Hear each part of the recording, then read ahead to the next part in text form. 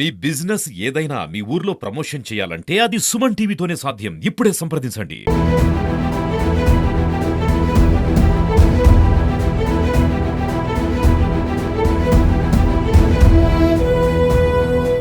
Welcome to Suman TV. This is Satyam Prasad. తలకొరివి పెట్టాల్సిన కన్న కొడుకే కన్న తండ్రిని కత్తితో నరికి హతమార్చిన ఘటన చిత్తూరు నగరంలో చోటు చేసుకుంది.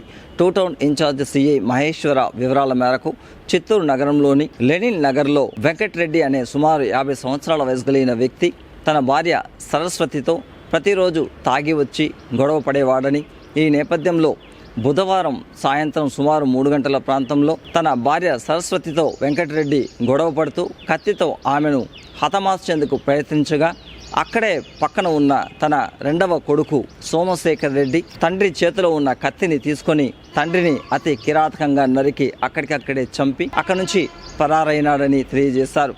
ఇదే నేపథ్యంలో తల్లి సరస్వతి ఇచ్చిన ఫిర్యాదు మేరకు టూ టౌన్ పోలీస్ స్టేషన్లో కేసు నమోదు చేసి దర్యాప్తును ప్రారంభించామని, త్వరలోనే పరారీలో ఉన్న సోమశేఖర్ రెడ్డిని అదుపులోకి తీసుకుని అరెస్ట్ చేసి మిగిలిన వివరాలను తెలియజేస్తామని ఆయన వెల్లడించారు. One town Chittoor police station ఇన్స్పెక్టర్ని.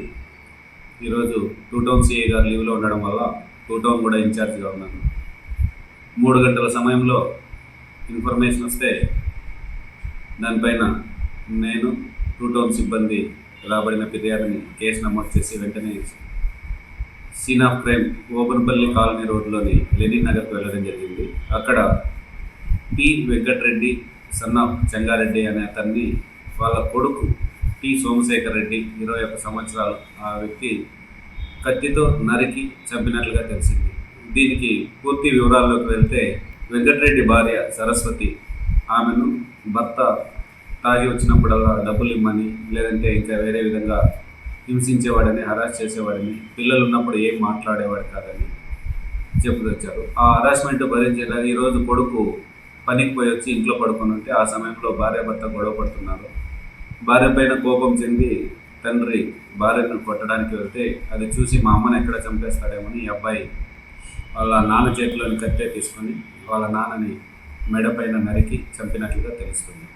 అతను పరారీలో ఉన్నాడు. వాళ్ళ భార్య ఇచ్చిన ఫిర్యాదు పైన కేసు నమోదు చేయడం జరిగింది. కేసు దర్యాప్తులో ప్రస్తుతం ఈ కేసు దర్యాప్తు ఇంకా కొనసాగుతుంది. అబ్బాయి ఎక్కడికి పారిపోయినాడో అతను వచ్చిన తర్వాత మిగిలిన వివరాలన్నీ కూడా దర్యాప్తులో తేలుతాయి. అతని అరెస్టు త్వరలోనే చేయడం జరుగుతుంది.